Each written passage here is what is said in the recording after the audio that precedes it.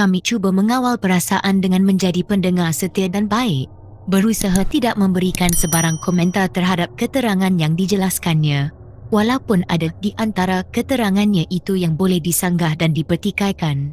Malah, ada yang benar-benar menyinggung perasaan kami. Bukan takut berdialog atau bertekak, kami sekadar mahu menjaga hati dan perasaan seorang lelaki yang usianya jauh lebih tua dari kami.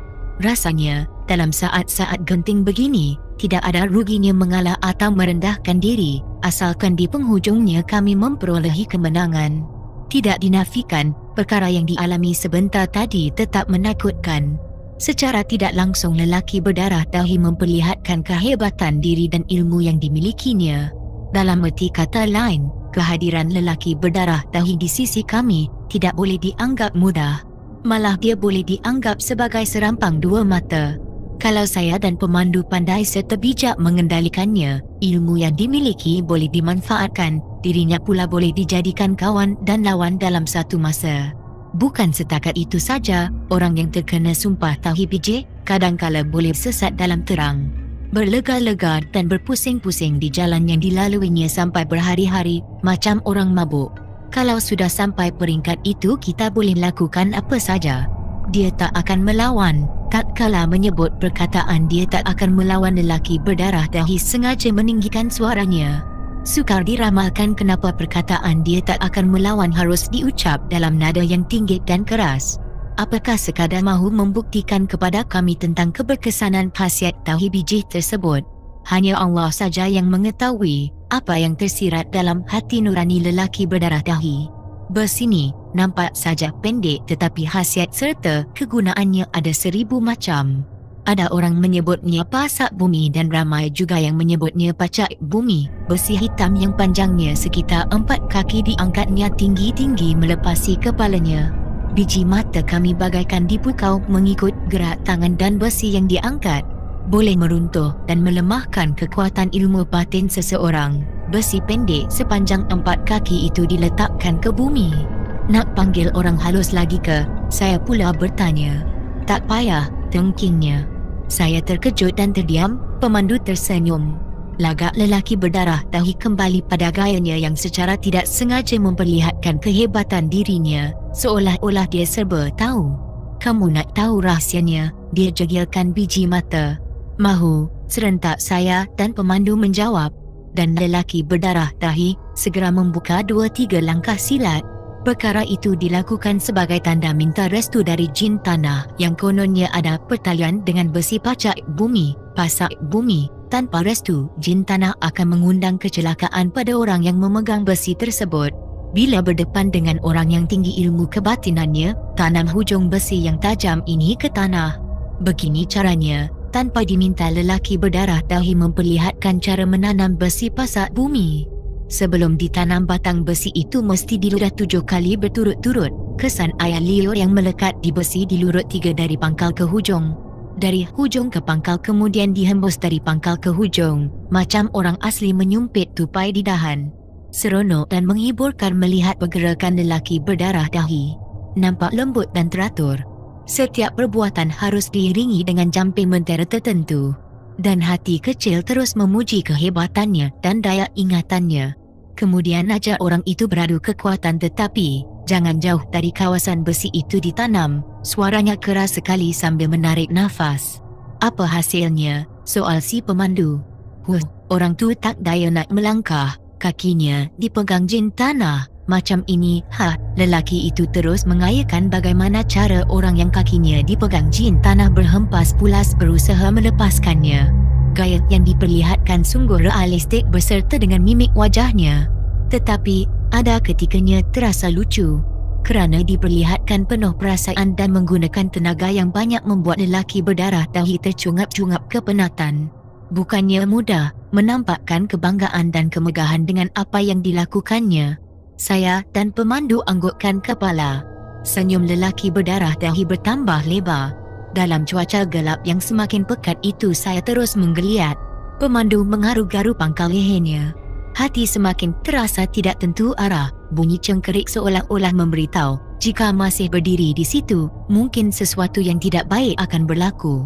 saya membuat keputusan sendiri mahu memberitahu lelaki berdarah dahi supaya beredar dari situ. Tetapi, belum pun sempat membuka mulut, lelaki berdarah dahi terlebih dahulu bersuara. 2 orang yang mengajak aku menculik Tuan Said Hamid dan kawannya menggunakan barang-barang yang aku tunjukkan kepada kamu. Kata-kata itu membuat saya tersintak, begitu juga dengan pemandu Said Hamid Al-Haddad. Kuku di ibu jari segera saya gigit untuk menahan rasa cemas dan bimbang. Si pemandu juga saya lihat berada dalam keadaan yang serba tidak kena. Mereka berada dalam bahaya. Dada terasa lapang, satu ungkapan yang melegakan dari lelaki berdarah dahi. Wajahnya nampak gusar. Si pemandu tunduk diam. Bagi menenangkan rasa cemas, saya tarik nafas dan melepaskannya dengan perlahan-lahan. Awan yang bergayut di langit bergerak lemah, begitu juga dengan hembusan angin. Nyamuk dan agas mula menjalankan peranannya. Mengikut firasat saya, waktu maghrib baru beberapa saat saja berlalu. Bersumberkan firasat dan keyakinan itu, saya terus menghormati waktu maghrib. Kita mesti bertindak, si pemandu bersuara. Dalam cuaca yang agak gelap, si pemandu merenung muka saya.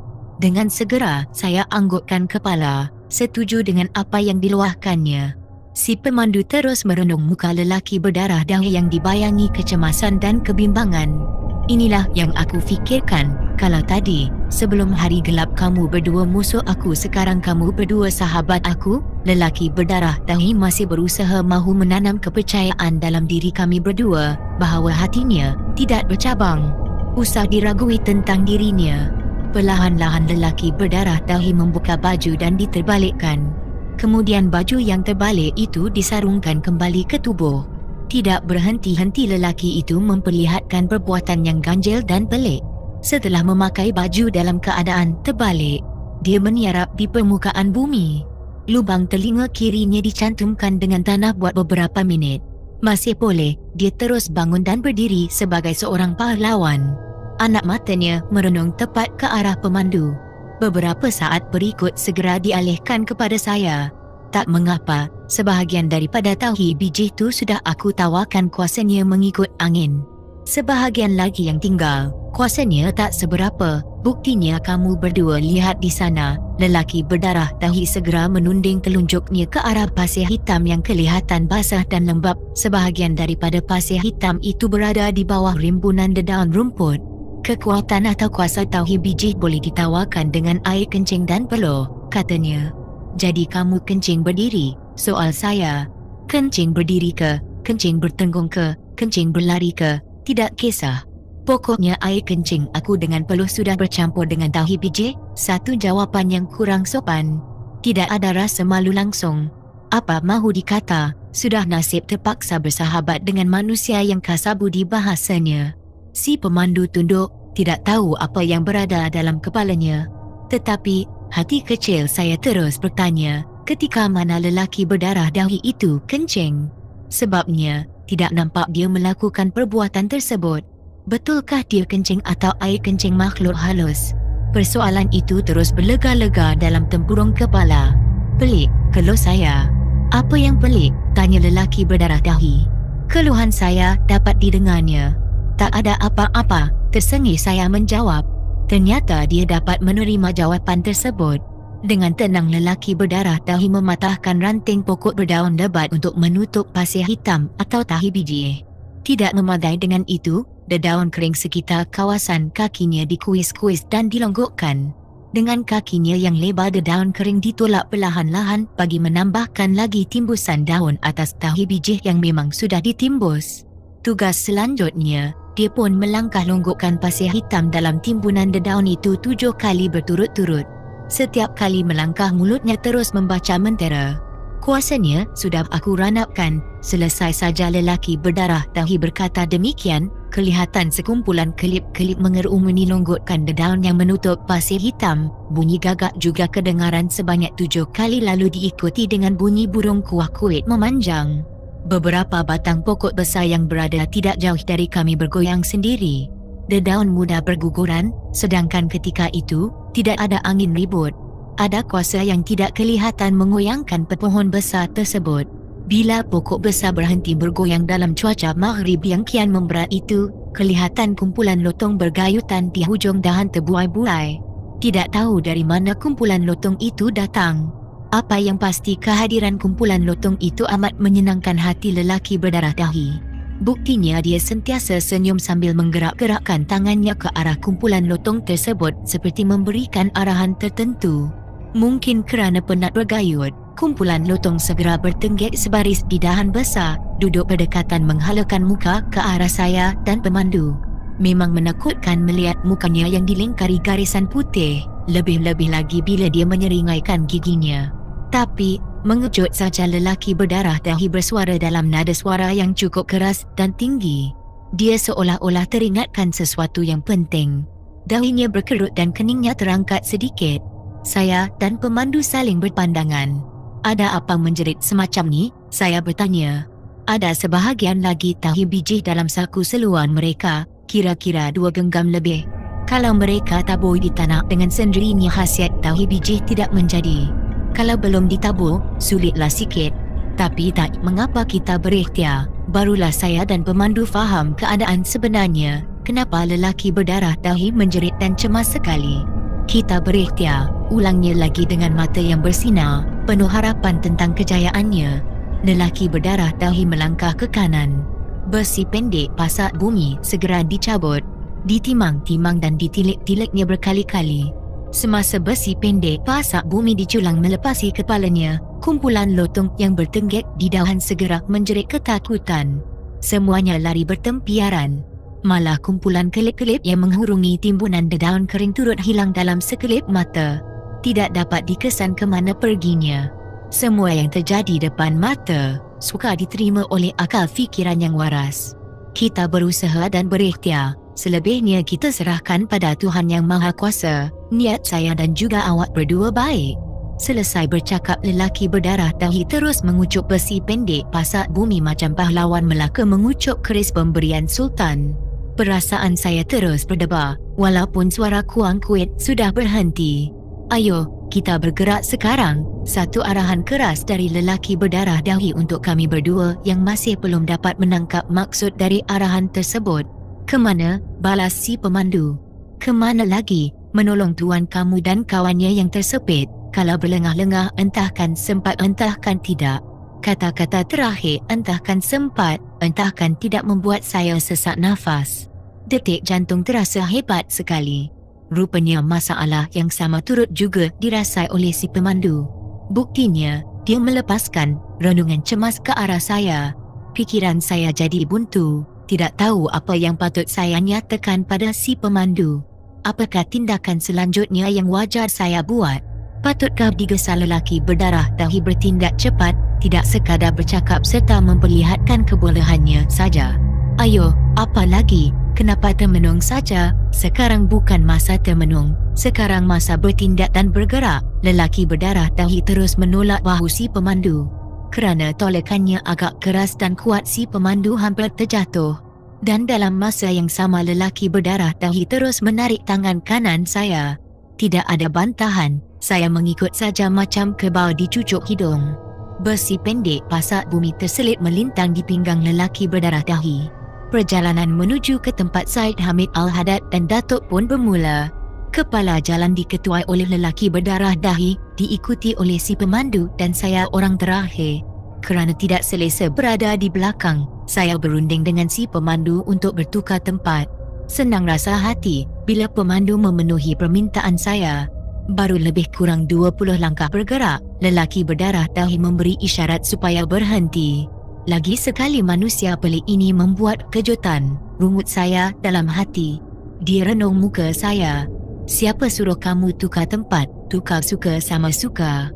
Pandai buat rancangan sendiri. Sekarang buat semula macam tadi. Jangan pandai-pandai buat sesuatu tak tanya aku. Saya pun kembali ke posisi asal. Begitu juga dengan si pemandu. Sebelum memulakan langkah yang terhenti, lelaki berdarah dahi tahu perasaan saya tersinggung dengan tindakannya. Dia minta maaf dan menjelaskan dia terpaksa berbuat demikian kerana mengikut turutan usia.